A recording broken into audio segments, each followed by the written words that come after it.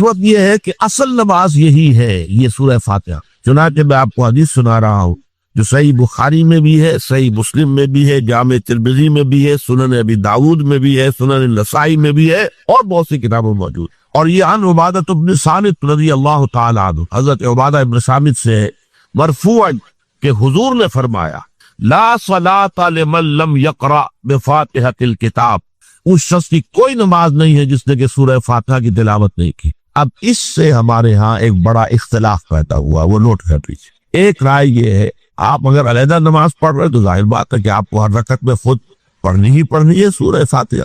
جب باجماعت پڑھ رہے ہیں، اب کیا امام پڑھ رہا ہے سورہ فاتحہ تو کیا مقتدی کو بھی پڑھنی چاہیے؟ اس حدیث میں جو الفاظ کی شدت ہے اس کی بنا پر رجحان یہ ہوتا ہے کہ یقیناً اس صورت میں ہر شخص کو لا صلاۃ لمن لم یقرأ بفاتحۃ الکتاب، جس نے کہ فاتحہ کی تلاوت نہیں کی، قرات نہیں کی، اس کی کوئی نماز ہی نہیں ہے۔ تو یہ موقف ہے امام شافعی کا، یہی مسلک ہے ہمارے اہل حدیث بھائیوں کا کہ آپ چاہے اکیلے نماز پڑھ رہے ہو، چاہے امام کے پیچھے پڑھ رہے ہو، اور چاہے امام جو ہے وہ جہری رکعت پڑھا رہا ہے اور چاہے سری رکعت پڑھا رہا ہے۔ خاموشی والی رکعت سورہ، آپ کو معلوم ہے کہ نماز جو زور اور عصر کی ہے تو چاروں رکعتیں جو ہے وہ سری ہے، مغرب کے اندر آ کر دو جہری ہیں ایک سری ہے، عشاء میں آ کر دو جہری ہیں دو سری ہیں، سورہ اور نماز فجر کے اندر دونوں جو ہیں وہ جہری ہے۔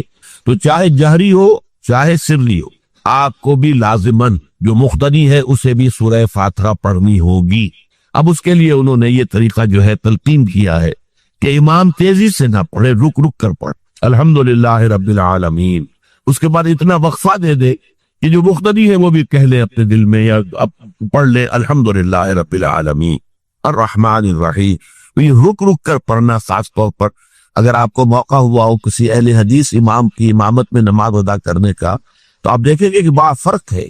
ہمارے جو حنفی امام الحمدللہ رب العالمین الرحمن الرحیم مالک یوم الدین ایاک نعبد و ایاک نستعین، چار آیتیں جو ہے وہ بھی ایک سانس میں پڑھ جائے گی، لیکن یہ کہ عام طور پر جو اہل حدیث حضرات ہیں وہ رک رک کر ٹھہر ٹھہر کر پڑھتے ہیں، ترتیل کے انداز میں پڑھتے ہیں۔ یا پھر دوسری شکل انہوں نے ایک اور کی، یہ آپ سعودی عرب میں جب کبھی نماز پڑھیں گے اور آپ پڑھی ہو آپ نے، تو وہاں آپ دیکھیں گے کہ امام جو ہے وہ سورہ فاتحہ پڑھنے کے بعد تو 1 منٹ جو ہے خاموش رہتا، تاکہ آپ اب جو مقتدی ہیں وہ اس وقفے میں وہ اب سورہ فاتحہ پڑھ لیں، پھر وہ قرات کرے گا، کوئی اور آیات اس نے شامل کرنی ہے تو بعد میں شروع کرے گا، درمیان میں وقفہ ہو۔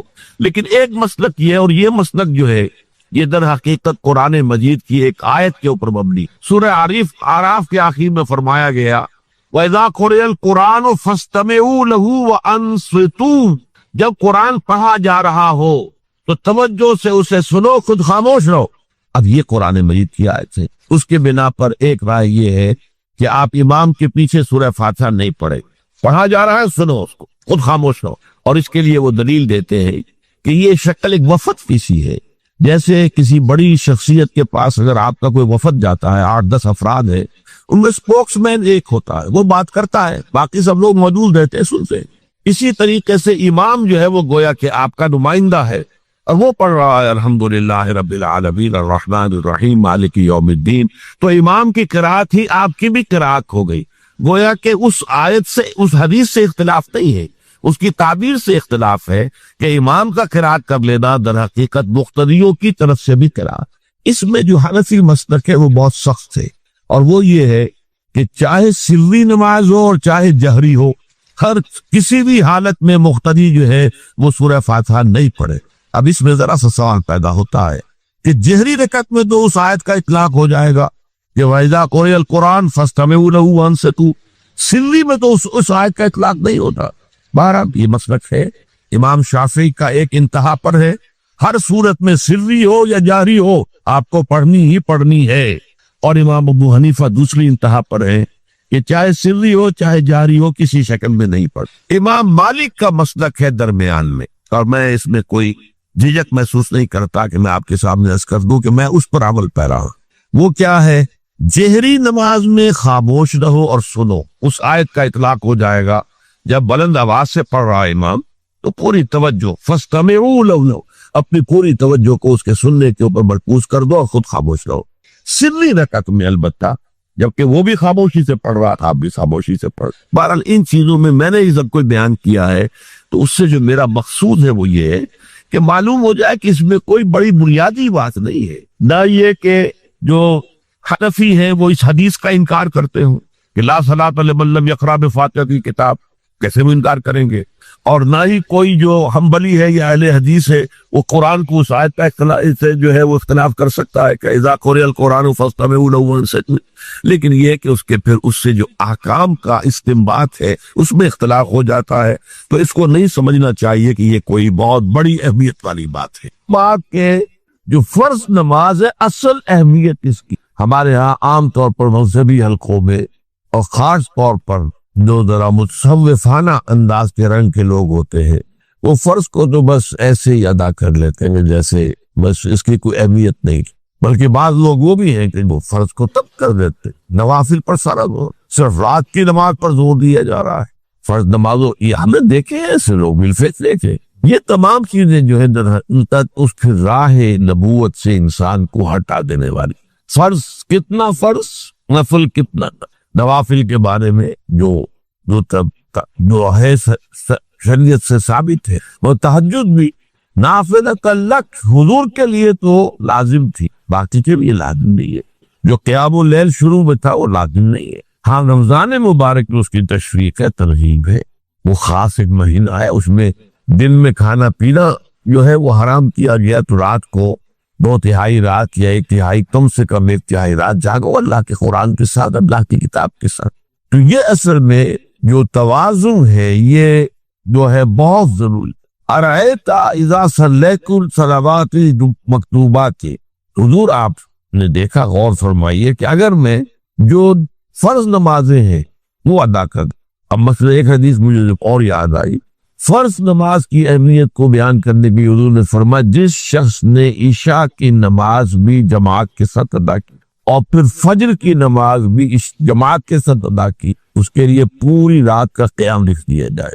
فرض کی ہے اذا صلیت المکتوبات الصلوات المکتوبات وصمت رمضان، اور میں روزہ بھی رمضان کے روزے رکھ دو. باقی روزہ رکھنا آپ کی مرضی پر ہے، رکھے ٹھیک ہے، لیکن وہ جو لازم نہیں ہے. نجات کے لیے لازم جو بیس لائن ہے وہ جو عبادات فرض، اس کے بعد جتنا آدمی اضافہ کر سکے. حالات تو بھی دیکھے، بعض حالات ایسے ہوں گے کہ اس میں اصل اہمیت جہاد کی ہو جائے گی، قتال کی ہو جائے گی. اب ایسا حال بھی ہو سکتا ہے کہ اسلامی نظام قائم ہے، اسلامی حکومت قائم ہے، نظام خلافت قائم ہے، تو اب قتال کا معاملہ جو وہ حکومت کے ذمہ ہے، حکومت انتظام کرے گی. اگر کہیں 10,000 آدمی چاہیے، 10,000 آدمی نکل آئے چل جانے کے لیے، تو باقی آرام سے گھر میں سوئیں یا نوافل پڑھیں، ساری رات کھڑے رہے، ٹھیک ہے. یہ تقرب بالنوافل کا موقع ہوگا. لیکن اگر اللہ کا دین جو ہے وہ مغلوب ہے، پامال ہے، اسے پاؤں تلے رودا جا رہا ہے، شریعت کی دھجیاں بکھیری جا رہی ہیں، عوامر کا استہزاء ہو رہا ہے، اور جو منکرات ہیں ان کی تبلیغ ہو رہی ہے، اس وقت آدمی نوافل پہ لگا رہے، وہاں تو فرض ہو جائے گا. امر بالمعروف نہی عن المنکر، جہاد اس کی جو بھی تقاضے ہو، اس وقت سارے تقاضے اس کو بیان کرنے کا موقع نہیں. اس اصل سے وہ اس فرض کو ترک کر کے نوافل پہ لگیں گے، یہ نوافل کے اوپر دے مارے جائے. اس کو بہت زیادہ نمایاں کرنے کے لیے میں مثال دیتا ہوں. ذرا سوچئے، جب دامن احد میں معرکہ جاری تھا اور صحابہ کی جان پر بنی ہوئی تھی، خود حضور کی جان پر بنی ہوئی تھی، آپ کو معلوم ہے آپ زخمی ہوئے ہیں اور اتنا خون آپ کا بہہ گیا ہے کہ آپ بے ہوش ہو گئے ہیں اور خبر ہو گئی کہ آپ کا انتقال ہو گیا، شہید ہو گئے. اس وقت اگر کوئی شخص مسجد نبی میں بیٹھا ہوا درود کی تسبیح پڑھ رہا ہو یا کوئی اور نوافل ادا کر رہا ہو یا قرآن پڑھ رہا ہو، تو اس کے بارے میں کیا حکم آپ کا ہو؟ پکا منافق. حالانکہ کام تو وہ اچھے کر. درود کی کتنی فضیلت آئی ہے، اور نوافل ہے یا قرآن کا پڑھنے کا ایک ایک حرف کا 10 نیکیوں کا ثواب ہے. حق کے فوراً بعد والدین کی حق دیکھیں. سورہ بقرہ کی آیت نمبر 83، اس میں بھی اللہ کے حق کے بعد والدین کا. سورہ نساء کی آیت نمبر 36، اللہ کے ساتھ شرک مت کرو، اللہ کی بندگی میں کسی کو شریک نہ ٹھہراؤ، والدین کے ساتھ حسن سلوک. سورہ انعام کا 19واں رکوع، توحید خداوندی کے فوراً بعد والدین کے ساتھ حسن سلوک. اسی طرح یہاں اور ایک مقام تو اور ہے جو ہم اپنے منتخب نصاب میں پڑھ چکے ہیں جہاں اس طرح بریکٹ کیا ہے اللہ نے انشکرنی ولوالدیک، کرو شکر میرا اور اپنے والدین. اس میں نوٹ کر لیجئے چونکہ ادائے حقوق کا فلسفہ ہے، جیسا کہ میں تمہیدی جو گفتگو ہے اس میں عرض کر چکا ہوں. معاشرت کے اندر اصل شے دیکھنی ہے کہ کس کا کیا حق، وہ حق ادا کیے. اس میں ظاہر بات ہے کہ سب سے بڑا حق تو انسان پر اللہ کا ہے، خالق وہ، مالک وہ، رازق وہ، اور حقیقتاً رب بھی وہی ہے، پالنے والا وہی ہے. البتہ پالنے میں اللہ نے ذریعہ بنایا ہے والدین کو. انسان وجود میں آتا ہے والدین کے ذریعے. یہ جو بھی نعمت وجود عطا ہوئی ہے اس میں بھی ذریعہ واسطہ والدین بن. پھر جو ربوبیت ہے، پالنا پوسنا ہے، اس میں بھی اللہ کی ربوبیت کا سب سے بڑا ذریعہ، خاص طور پر اس وقت جب کہ انسان اپنے پاؤں پر کھڑا نہیں ہے، جیسے کہ آگے آ رہا ہے رب ارحمہما کما ربیانی صغیرا. اے رب جب کہ میں بالکل چھوٹا سا تھا، مجھے تو اپنی ضرورتوں کا احساس بھی نہیں تھا، میں اپنی کسی ضرورت کا شعور بھی نہیں رکھتا تھا، انہوں نے میری کیئر کی ہے، مجھے پالا پوتا ہے، میری ضروریات فراہم، یہ میری تکلیف پر خود جاگتے رہے ہیں اور تڑپتے رہے، اپنا پیٹ کاٹا ہے اور مجھے کھلایا ہے. یہ سارا کام جو انہوں نے میرے ساتھ کیا، پروردگار ان کے احسانات کا بدلہ میں نہیں چکا سکتا، تجھے ہی سے درخواست کر رہا ہوں رب ارحمہما کما ربیانی صغیرا. تو معلوم ہوا کہ یہ در حقیقت اسلامی تمدن اور اسلامی معاشرت کا اصول کہ حقوق میں اللہ کے حق کے فوراً بعد بلکہ متصلاً بعد بریکٹ اللہ کے حق کے ساتھ والدین کا حق. یہاں بھی ذرا ایک فرق جو ہے وہ نوٹ کر لے. جہاں بات آئے گی اطاعت کی، اطاعت اللہ کے بعد رسول کی، والدین کی نہیں. والدین کی اطاعت تو مشروط ہوگی، لیکن اللہ کی اطاعت کے ساتھ بریکٹ اطاعت اطیعوا اللہ واطیعوا الرسول. سورہ تغابن میں بھی ہم پڑھتے فَإِن تَوَلَّيْتُمْ فَإِنَّمَا عَلَىٰ رَسُولِنَا الْبَلَاغُ الْمُبِينُ. اطاعت میں اللہ کے بعد فوراً اللہ کا رسول، محبت میں اللہ کے فوراً بعد اللہ کا رسول. قُلْ إِنْ كَانَ آبَاؤُكُمْ وَأَبْنَاؤُكُمْ وَإِخْوَانُكُمْ وَأَزْوَاجُكُمْ وَعَشِيرَتُكُمْ وَأَمْوَالٌ اقْتَرَفْتُمُوهَا وَتِجَارَةٌ تَخْشَوْنَ كَسَادَهَا وَمَسَاكِنُ تَرْضَوْنَهَا أَحَبَّ إِلَيْكُم مِّنَ اللَّهِ وَرَسُولِهِ وَجِهَادٍ فِي سَبِيلِهِ. تو گویا کہ اطاعت میں بھی اللہ کے فوراً بعد اللہ کا رسول صلی اللہ علیہ وسلم، محبت میں بھی اللہ کے فوراً بعد اللہ کا رسول صلی اللہ علیہ وسلم. لیکن ادائے حقوق، شکر، اس میں اللہ کے فوراً بعد والدین. معلوم ہوا کہ ہر چیز کا اپنا ایک تقاضا ہے، ہر مضمون میں اپنی ایک ترتیب علیحدہ ہو جائے گی. جہاں بات ارکان اسلام کی ہوگی، ارکان اسلام میں کلمہ شہادت کے فوراً بعد نماز کا ذکر آئے گا. لیکن جہاں حقیقت ایمان کا تذکرہ ہوگا، ایمان کے فوراً بعد جہاد کا ذکر آئے گا. ہر شے میں اپنے مضمون کے اعتبار سے ترتیب ہے وہ بدل جائے گی. تو یہاں نوٹ کیجئے وَقَضَىٰ رَبُّكَ أَلَّا تَعْبُدُوا إِلَّا إِيَّاهُ وَبِالْوَالِدَيْنِ إِحْسَانًا. اب یہاں خاص طور پر جو نوٹ کرنے کی بات ہے وہ یہ ہے کہ در حقیقت یہ بھی معاشرتی استحکام اور خاص طور پر خاندان کے ادارے کے استحکام کے لیے بہت بنیادی ہدایت ہے. میں عرض کر چکا ہوں جب سورہ تحریم کے تمہیدی مضامین ہم بیان ہو رہے تھے، ان پر غور کر رہے تھے کہ خاندان کے ادارے کا استحکام، ایک تو مرد کی سربراہی، الرجال قوامون علی النساء، یہ ایک مثبت حکم ہے، مثبت ہدایت ہے. اس لیے کہ اگر برابر کے دو سربراہ ہو جائیں گے تو وہاں فساد ہوگا، بدنظمی. مرد کی قوامیت، اس کی سربراہی، اس کی حاکمیت. نمبر دو، والدین کے ساتھ حسن سلوک. یہ جو تصور آج کی دنیا میں ہو چکا ہے، جو خاندانی نظام کی چولیں ڈھیلی ہوئی، اس کا اصل سبب یہ کہ والدین بھی اولاد کو اپنی لائبلٹی سمجھتے ہیں، اور پھر اولاد بھی والدین کو اپنی لائبلٹی سمجھتے، ایسیٹس نہیں سمجھتے، بلکہ یہ کہ ایک طرح کا بوجھ. خاص طور پر والدین بوڑھے ہو گئے، اب ان کی دیکھ بھال ہے، ان کی ضرورتیں پوری کرنی ہے، ان کے لیے ادب نہیں ہے، ان سے محبت نہیں رہی مغربی معاشرے کے اندر. اس کے خاندان کے نظام اس طرح اس کی چولیں جو ہے ڈھیلی ہو چکی. اولڈ ہاؤسز بنا دیجئے، اب وہاں پر ان کو ڈال دیجئے. اب ہمارے معمولات میں خامخواہ خلل پڑتا ہے، ہماری پرائیویسی میں خامخواہ یہ دخیل ہوتے ہیں. یہ جو کیفیت ہو چکی ہے در حقیقت یہ بھی گویا کہ اس معاشرے کے فساد اور اس تمدن کی جڑ کاٹ دینے والا. لہذا قرآن مجید نے، جیسا کہ میں اس سے پہلے عرض کر چکا ہوں، کہ جیسے یہ ہال ہے، اس کی لمبائی، چوڑائی، اونچائی، یہ 3 ڈائمنشنز ہیں. اسی طریقے سے خاندان کے ادارے کی پہلی ڈائمنشن رشتہ ازدواج ایک مرد اور ایک عورت کے مابین. یہاں سے تو خاندان کی بنیاد پڑی. اس کے استحکام کے لیے الرجال قوامون علی النساء، مرد جو ہے قوام ہے عورتوں. پھر جب ان کے ہاں اولاد ہوئی، اب سیکنڈ ڈائمنشن ایڈ ہو گئی. اب والدین اور اولاد کا رشتہ ہے، یہ رشتہ مستحکم ہے. اس رشتے کے ضمن میں ہم وہ مثبت اور منفی دونوں پہلو دیکھ چکے ہیں جو ہمارے اس منتخب نصاب میں آ چکے ہیں۔ سورہ تغابن والدین کو ہدایت کی گئی، ان من ازواجکم واولادکم عدو لکم فاعذروہم انما اموالکم واولادکم فتنہ۔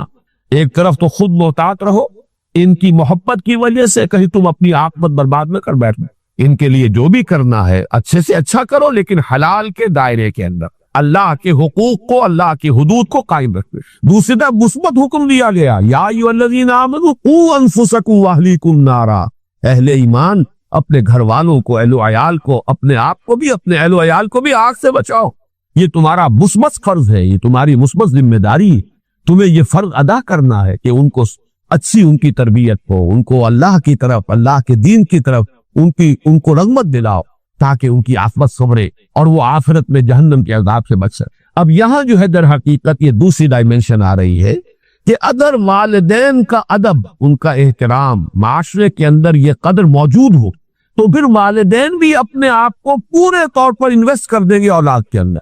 لیکن اگر عام طور پر یہ نظر آ رہا ہو کہ اولاد تو والدین کی پرواہ نہیں کرتی، تو والدین بھی پھر فکر کریں گے، اپنی کمائی میں سے کچھ بچا کر رکھے، اپنے مستقبل کے لیے کچھ اہتمام کرے، وہ اپنے آپ کو پورے طور پر انویسٹ کرنے کے لیے تیار نہیں ہوگی۔ اور جیسا کہ آج کل آپ مغرب میں دیکھ رہے، خاص عمر ہوئی ہے لڑکے کو بھی گھر سے نکال دیا، جاؤ اب کھاؤ پیو کماؤ، یہاں تک کہ لڑکیوں کو نکال دے، جاؤ اپنے پاؤں پر کھڑے۔ اس لیے کہ اب ہمیں جو کچھ کمانا ہے وہ اپنے مستقبل کے لیے، اپنے بڑھاپے کے لیے، اپنا بڑھاپا انشور کرنا ہے، ہمیں اس کے لیے آسائشوں کا اہتمام کرنا ہے۔ ہم تمہیں اب اپنی لائبلٹی نہیں سمجھ سکتے۔ اللہ کا فضل و کرم ہے کہ ہمارے مشرقی معاشرے میں ابھی تک وہ اقدار موجود ہے کہ والدین بھی اپنے آپ کو بالکل لیا انویسٹ کرتے ہیں اولاد میں، اعتماد کرتے ہیں۔ اس لیے کہ اولاد بھی بالعموم یہ شکل ابھی ہمارے معاشرے میں موجود ہے کہ بڑھاپے میں والدین کے وہ کا سہارا بنتے ہیں، ان کے لیے، ان کی خدمت کرنے کے لیے اپنی امکانی حد تک قبر بستہ رہتے ہیں۔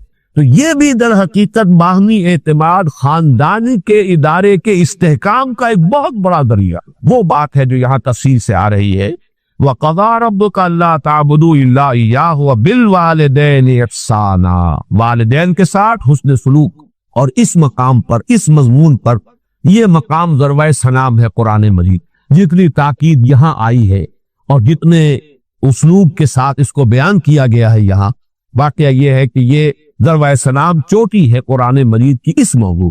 اِمَّا يَبْلُغَنَّ عِندَكَ الْكِبَرَ أَحَدُهُمَا أَوْ كِلَاهُمَا، اگر پہنچ ہی جائیں تمہارے پاس کبر، بڑی عمر کو، بڑھاپے کو، احدہما، ان دونوں میں سے کوئی ایک، او کلاہما، یا وہ دونوں، فلا تقل لہما اف، تو انہیں اف تک مت کہو۔ یہ اف کیا شے ہے؟ اف عربی زبان میں کہتے ہیں قابل نفرت شے ہے، جس سے گھن آتی، جیسے کہیں کوئی غلاظت ہے یا کہیں پر کوئی یہ ناخن تراشے گئے ہیں وہ کہیں پڑے ہوئے، ان سے جن سے انسان کو کچھ گھن سی آتی ہے۔ یہ ہے لفظ، اس کا مادہ جو ہے حمزہ اور فا، اس کا مادہ یہ ہے۔ تو اف کہنا جو ہے در حقیقت کچھ نفرت کا، استحقار کا انداز۔ فلا تقل لہما اف، تو انہیں اف تک مت کہو۔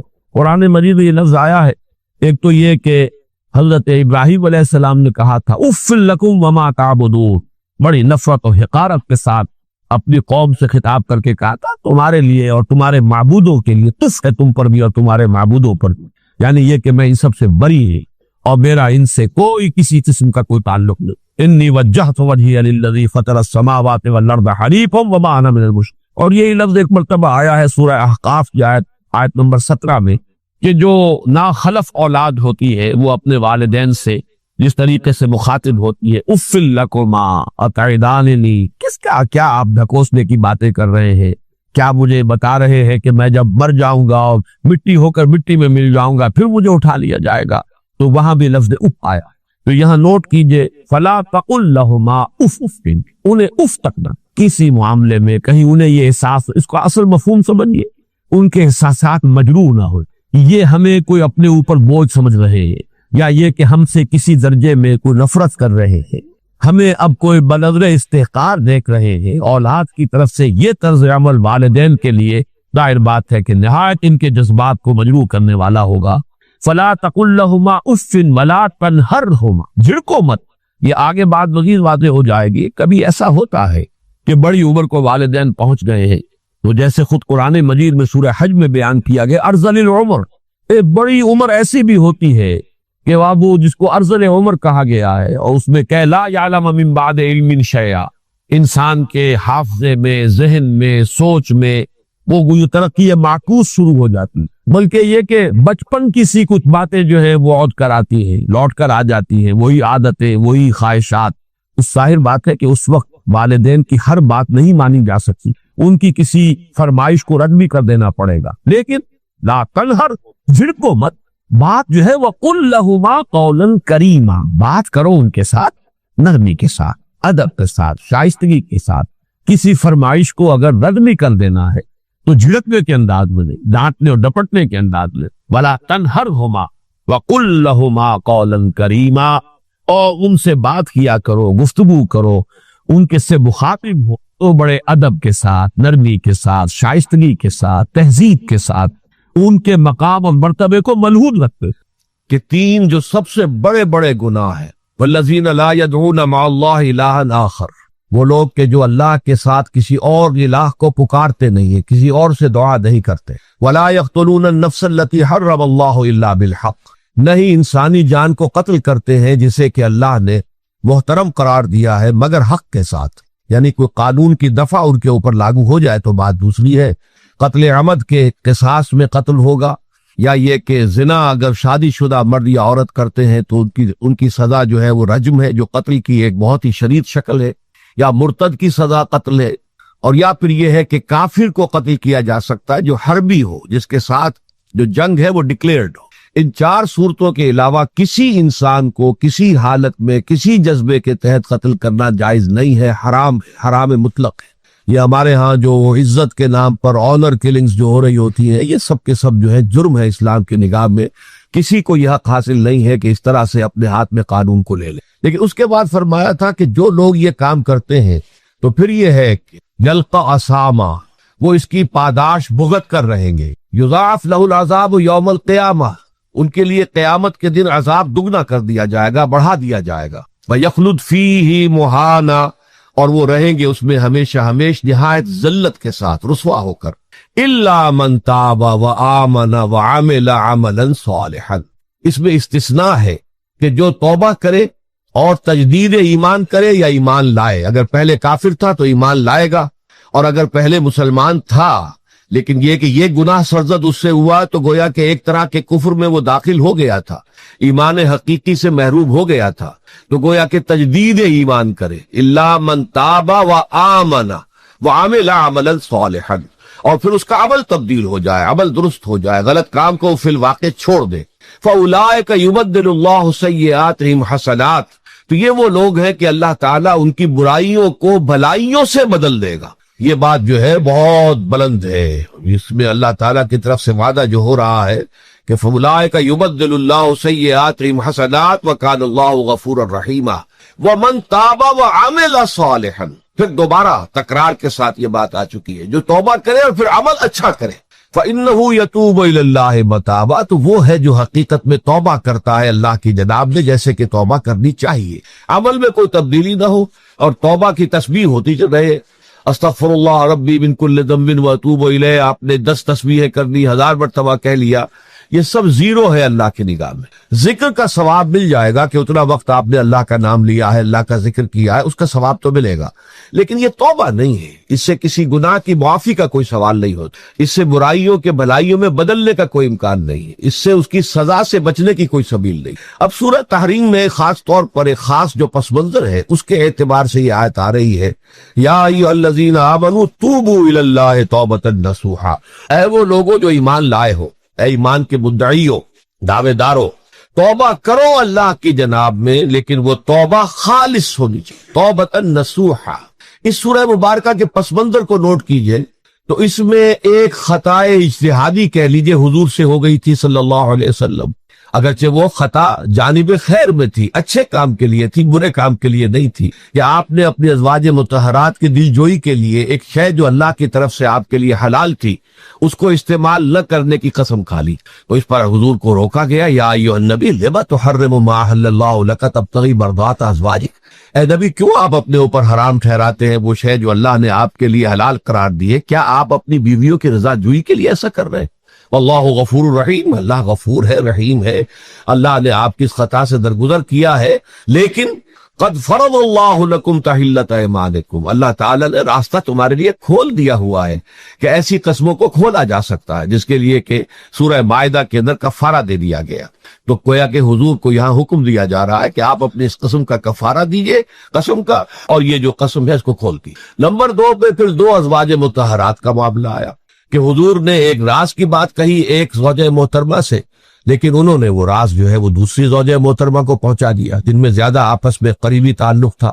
تو گویا کہ یہ بھی ایک طرح سے خیانت ہو گئی، اس لیے کہ راز جو ہے وہ تو ایک امانت ہوتا ہے، اور خاص طور پر عائلی زندگی میں میاں بیوی کے درمیان کے جو معاملات ہوتے ہیں وہ تو بہت ہی رازداری پر مبنی ہوتے ہیں، اس لیے ان میں سے کوئی چیز جو ہے جس کو خاص طور پر کہا گیا ہو کہ یہ ایک راز کی بات ہے، یہ تم سے کہہ رہا ہوں، کسی اور سے کہنا نہیں ہے، تو اس میں جو غلطی ہوئی ہے وہ بھی ایک بڑی غلطی تھی حضرت عائشہ صدیقہ رضی اللہ تعالی عنہا ان کی۔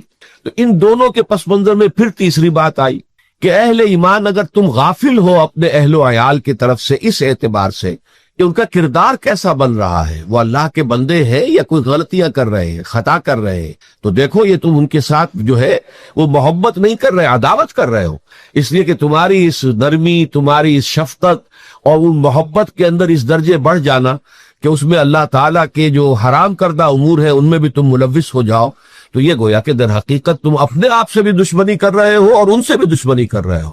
اپنے آپ سے دشمنی کر رہے ہو کہ تمہاری عاقبت خراب ہوگی، ان سے دشمنی کر رہے ہو کہ ان کی اگر تربیت غلط ہو جائے گی تو گویا کہ وہ جہنم کا نمالہ بنیں گے۔ اب اس 3 چیزوں کے پس منظر میں فرمایا جا رہا ہے یا ایھا الذین آمنوا توبوا الی اللہ توبۃ نصوحا، اے ایمان والو، اے ایمان کے دعوے دارو، اللہ کے جناب میں توبہ کرو، لیکن توبہ خالص نصوحا۔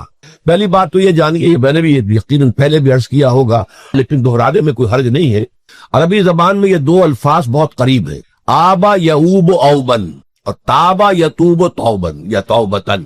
آبا یعوب اوبن بھی ہوتا ہے واپس لوٹنا، لیکن یہ ہے کسی یعنی مادی چیز کی طرف سے واپس لوٹنا۔ ایک ہے تابا یتوب توبن یا توبتن، وہ کسی فعل سے، معنوی چیز سے پلٹ آنا، لوٹ آنا۔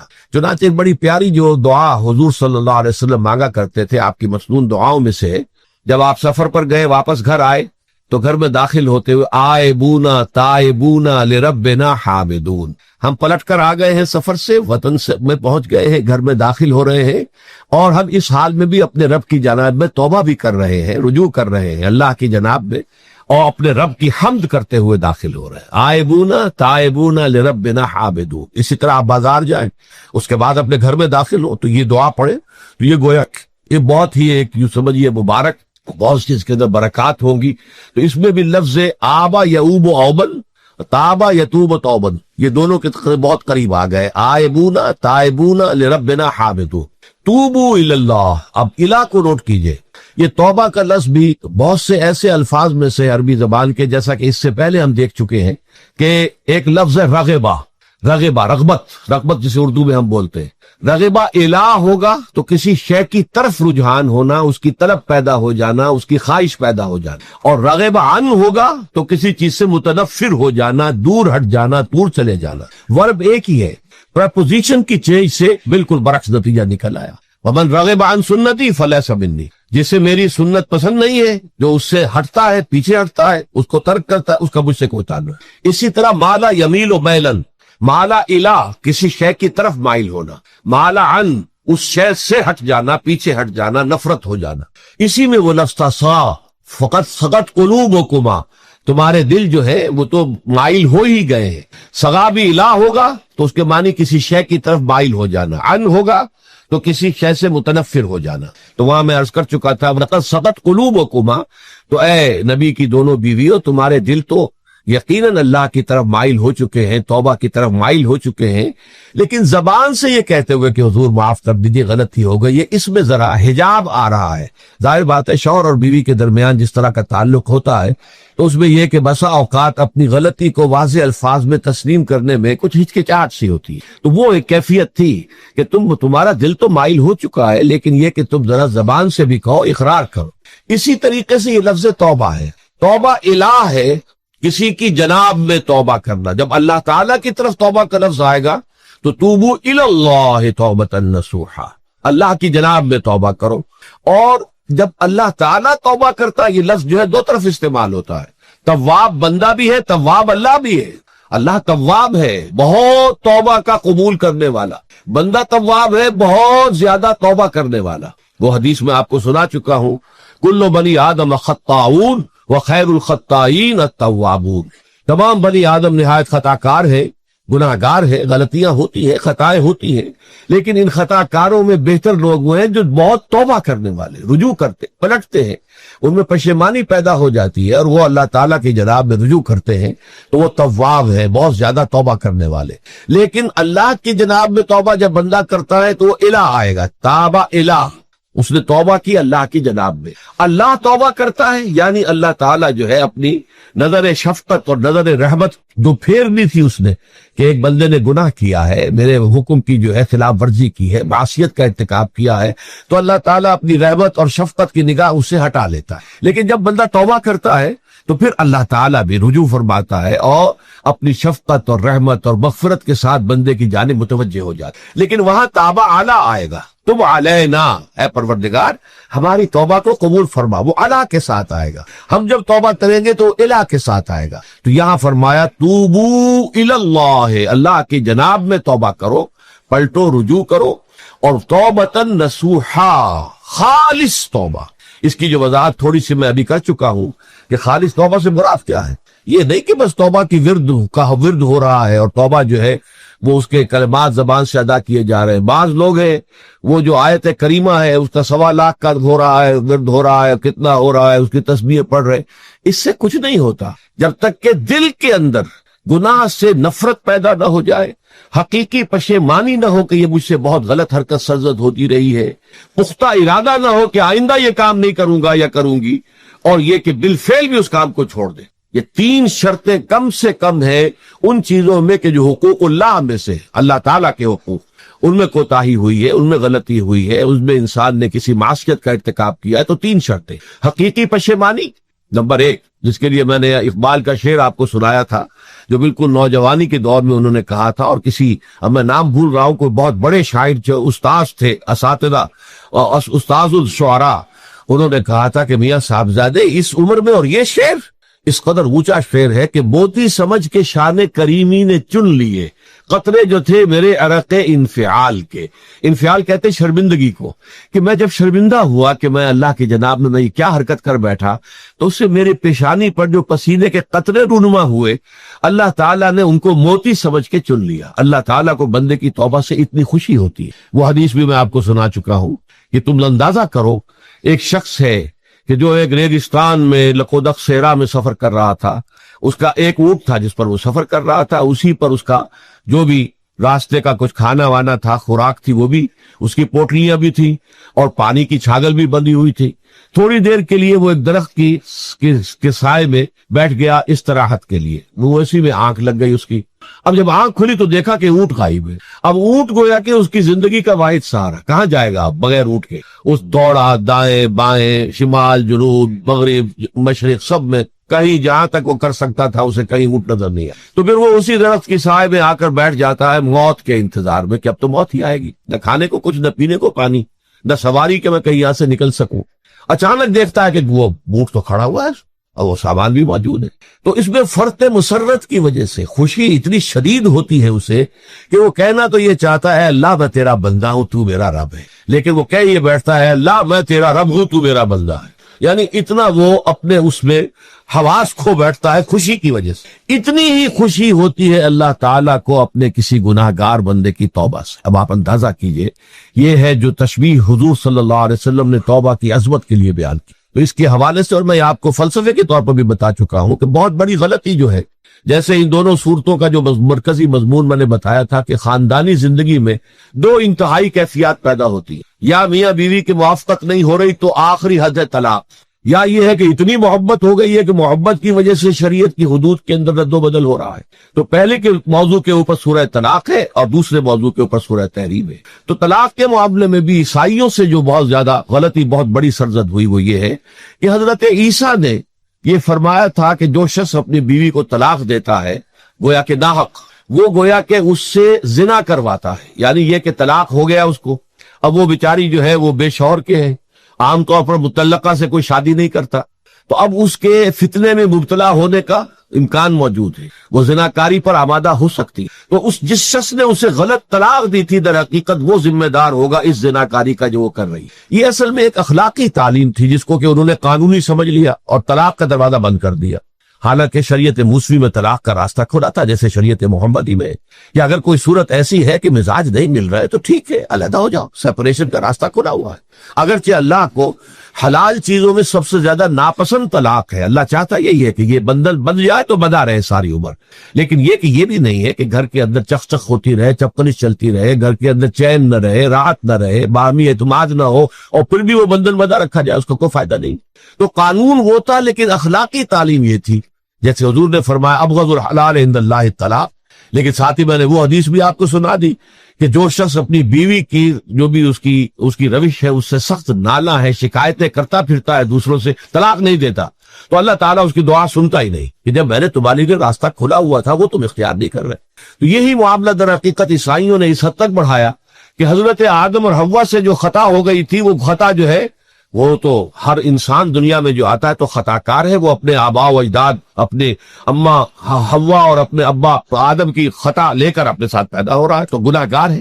مین is sinful from the very birth. اب اس کا کیا علاج ہو پھر؟ وہ تو اس کا علاج ڈھونڈا کہ اللہ نے اپنا اکلوتا بیٹا زمین پر بھیج کر اور اسے ان لوگوں کی طرف سے کفارہ بنا لیا کہ جو ہمارے اس بیٹے پر ایمان لیا۔ یہ سارا عقیدہ بناء فاسد علی الفاسد کیوں ہوا؟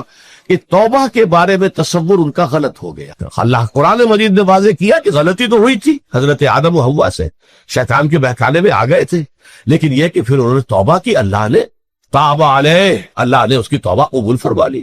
فتلقى آدم من ربہ کلمات فتاب علیہ، تو آدم نے اپنے رب سے کچھ کلمات سیکھ لیے، پشیمانی تو ہو گئی تھی، شرمندگی ہو گئی تھی، لیکن الفاظ نہیں مل رہے تھے، کن الفاظ میں اللہ کی جناب میں توبہ کروں۔ اللہ کی کمال شفقت کے اللہ نے وہ الفاظ بھی انہیں تلقین کر دیے جو سورہ اعراف کے اندر بیان ہوئے ہیں، ربنا ظلمنا انفسنا وان لم تغفر لنا وترحمنا لنكونن من الخاسرین، اللہ نے توبہ قبول فرما لی، فتاب علیہ۔ اب جو بچہ پیدا ہو رہا ہے نسل آدم کا، وہ کوئی اپنے جد امجد جو ہے حضرت آدم اور حضرت حوا کے گناہ کی پوٹ لے کر نہیں آتا ہے، وہ تو کل مولود یولد علی الفطرہ، فطرت الاسلام پہ پیدا ہوتا ہے۔ تو توبہ کی در حقیقت جو عظمت اور حقیقت ہے ہمارے دین میں، اس کو نہ سمجھنے سے بھی بہت بڑی غلطیاں لوگوں سے ہو جاتی ہے، اور تاریخ انسانی میں اتنی بڑی بڑی غلطیاں ہوئی۔ طلاق کے معاملے میں بھی عیسائیوں نے پھر یہ کیا کہ سوائے اس کے کوئی شکل نہیں ہے کہ بیوی زناکار ہو تو پھر تو طلاق ہو جائے گی، سیپریشن ہو جائے گی، لہذا جو طلاق دینا چاہتے تھے وہ ایسے مواقع پیدا کرتے تھے کہ بیوی زنا کرے، یا یہ کہ جھوٹی گواہیاں فراہم کرتے تھے زناکاری کی اور پھر اس سے چھٹکارا حاصل کرتے تھے۔ اس کے بغیر چھٹکارا حاصل کرنے کی کوئی شکل نہیں تھی۔ اس میں بڑے بڑے افسانے جو ہیں وہ مغربی لٹریچر کے اندر آپ کو ملیں گے کہ عورت سے نجات پانے کے لیے انہیں پھر یہ کرنا پڑتا کہ جھوٹے طور پر جھوٹا الزام تہمت لگا کر اس کے اوپر زنا کا الزام ثابت کرے، یا یہ ہے کہ اسے واقعتاً خود ایسے حالات میں ڈال دے کہ وہ زانیہ بن جائے اور پھر اس سے نجات حاصل۔ یہ گویا کہ پھر وہی بنائے فاسد علی الفاسد، ایک غلط بات کے اوپر دوسری غلط بات کہی۔ تو توبوا الی اللہ توبۃ نصوحا، توبہ کرو اللہ کی جناب میں جو کہ خالص توبہ۔ خالص توبہ میں 3 شرائط میں نے بیان کر دی کہ اگر اللہ کے حقوق میں معاملے میں کبھی بیشی ہوئی ہے تو پھر یہ ہے کہ پشیمانی حقیقی، عزم مصمم دوبارہ نہیں کروں گا نہ کروں گی، اور نمبر 3 یہ کہ ایک مرتبہ اس گناہ کو لازماً چھوڑ دینا۔ اس کے بعد جو ہے اگر یہ حقوق العباد میں سے ہے تو ایک چوتھی اضافی شرط ہے، یا تو اس کی تلافی کرو، اس کا پیسہ مارا تھا تو پیسہ دو، بہن کا حق جو ہے وراثت میں کھایا تھا تو اس کو ادا کرو، یا اس سے معافی حاصل کرو، یا پھر ایک شکل ہو سکتی ہے کہ اگر وہ فوت بھی ہو گیا ہے، اب کوئی شکل نہیں ہے، اس کی طرف سے صدقہ و خیرات کرتے رہو، اللہ یہ میں کر رہا ہوں اس کے حساب میں اس کو جمع کر دے، اور میری جو کوتاہی تھی اس کو معاف فرما دے، اس کو جو ہے وہ ڈیبٹ کریڈٹ ہو جائے گا۔ ورنہ پھر آخرت میں یہ ہوگا کہ آپ کی نیکیاں اس کے حوالے کی جائیں گی، یا آپ کے پاس نیکیوں کا ذخیرہ بھی کافی نہ ہوا تو اس کے گناہ آپ کے پلڑے میں ڈال دیے جائیں گے۔ اور اسی کو حضور نے فرمایا کہ میری امت کا اصل مفلس وہ ہے۔ آپ نے پوچھا اتدرون من المفلس، آپ لوگ جانتے ہیں کہ مفلس کون ہوتا ہے؟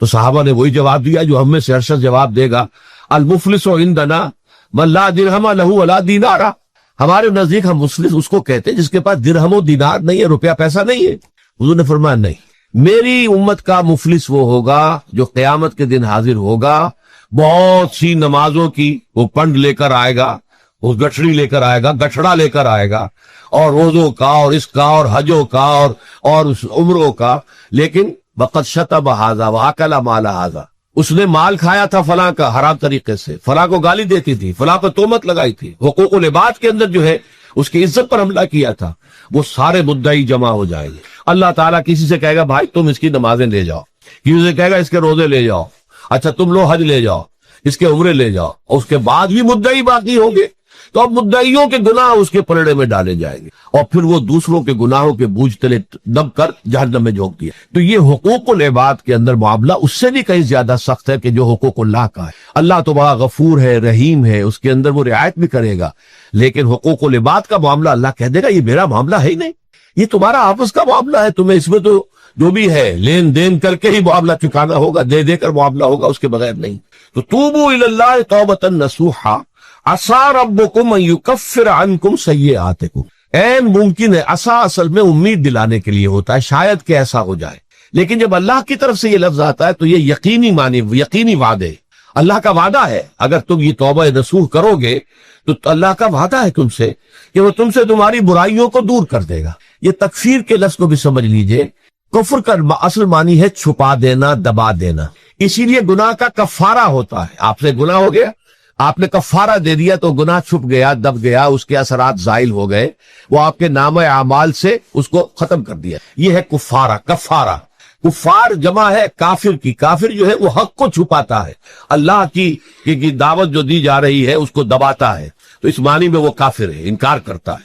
لیکن یہ کہ ایک کفران نعمت ہے، کسی نے آپ پر احسان کیا ہے اور آپ اس کا احسان نہیں مان رہے، آپ کے لیے دل میں اس کے لیے کوئی احسان بندی کے جذبات پیدا نہیں ہوئے، تشکر کا جذبہ پیدا نہیں، یہ کفران نعمت ہے۔ تو تکفیر کس کو بھی کہتے، تکفیر اسے بھی کہتے ہیں مسلمان امت میں سے کسی کو نکال دینا، اس لیے کہ وہ بنیادی عقائد میں علیحدہ ہو گیا ہے، تو یہ پرجنگ ہے، یہ بھی تکفیر ہے۔ تو تکفیر اعمال کیا ہے کہ برے اعمال کو دھو دے گا تمہارے نام اعمال سے، اور نمبر 2 تمہارے دامن کردار سے بھی دھو دے گا، جو غلطیاں تمہارے اوپر چلی آ رہی تھی، اتنے عرصے تک تم کرتے رہے ہو، تمہارا کردار جو ہے اس سے مقدر ہو گیا ہے، اس کے اندر جو ہے خرابی پیدا ہو گئی ہے، تو اللہ اس کو بھی دھو دے گا۔ تو دنیا میں بھی تکفیر کا اثر ہوگا کہ انسان کی اصلاح ہو جائے گی، اس کی سیرت و کردار جو ہے صحیح رخ پر آ جائیں گے، اور آخرت میں یہ ہے کہ اس کا جو اعمال نامے میں جو گناہ درج تھا وہ وہاں سے صاف کر دیا جائے گا، محو کر دیا جائے گا۔ یہ تکفیر 2 گنا ہے، اور اس میں جو ہم سورہ الفرقان میں پڑھ کر آئے ہیں وہ اس سے بھی اگلی بات ہے، اولئک یبدل اللہ سیئاتہم حسنات، جہاں گناہ کا اندراج تھا وہاں اب نیکی کا اندراج ہو جائے گا، تمہاری سیرت و کردار میں جو گناہ کا پہلو تھا وہ اب نیکی کے پہلو میں بدل جائے گا۔ یہ تکفیر گویا کہ دنیا میں بھی اور آخرت میں بھی۔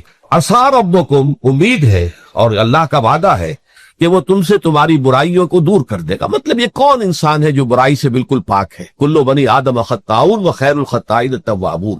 توبہ کرو، توبہ نصوح کرو، اللہ تعالیٰ دھو دے گا، تمہارے دامن کردار سے بھی داغ اور دھبے صاف کر دے گا، اور تمہارے اعمال نامے سے بھی۔ وَيُدْخِلَكُمْ جَنَّاتٍ تَجْرِي مِن تَحْتِهَا الْأَنْهَارُ، اور تمہیں داخل کرے گا ان باغات میں جن کے نیچے یا جن کے دامن میں ندیاں بہتی ہوں گی۔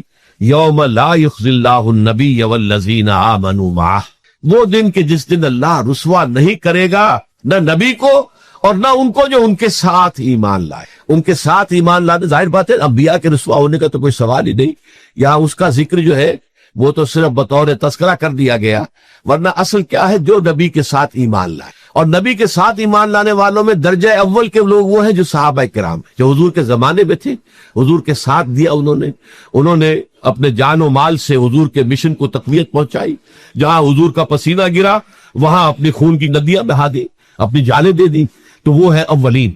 لیکن اللہ تعالی ہمیں بھی ان میں شامل کرے، اس لیے کہ جیسے کہ سورہ بقرہ کی جو آخری سے پہلی آیت ہے اس کے اندر بیان فرمایا گیا کہ آمن الرسول بما انزل الیہ من ربہ والمؤمنون، ایمان لائے رسول محمد صلی اللہ علیہ وسلم اس چیز پر کہ جو ان کے اوپر ان کے رب کی طرف سے نازل کی گئی، اور ایمان لائے صاحب ایمان، وہ صاحب ایمان سب کا سب شامل ہو جائے۔ تو قیامت کے دن اللہ تعالیٰ رسوا نہیں کرے گا، یوم لا یخزی اللہ النبی والذین آمنوا معہ، جس دن کہ اللہ تعالیٰ رسوا نہیں کرے گا نہ اپنے نبی کو صلی اللہ علیہ وسلم اور نہ ہی ان کو کہ جو ان کے ساتھ ایمان لائے. اور یہ آخرت کی رسوائی جو ہے بہت بڑی رسوائی ہے. دنیا کی رسوائی انسان جو ہے اس کو بہت ہلکا سمجھے، آخرت کی رسوائی بہت بڑی ہے. پوری خلق خدا جہاں جمع ہوگی، پوری انسانیت جمع ہوگی، تمام آدم سے لے کر آخری انسان تک جمع ہوں گے، اور وہاں اگر رؤوس الاشہاد ہمارا پردہ چاک کیا جائے، ہمارے گناہوں کو جائے اعلان کیا جائے، تو وہ کتنی بڑی رسوائی ہوگی. اسی لیے یہ دعا مانگتے رہنا چاہیے، اللہم ربنا اجرنا من خزی الدنیا والآخرہ. اے اللہ ہمیں بچا لے، دنیا اور آخرت دونوں کی رسوائی سے بچا لے. دنیا کی رسوائی یہ ہے کہ آپ کی کسی غلط کام کا چرچا ہو جائے، دنیا کے اندر پھیل جائے، آپ کی جو ہے عزت جو ہے وہ داغدار ہو جائے. اس سے بھی اے اللہ بچا لے، پردہ ڈال دے.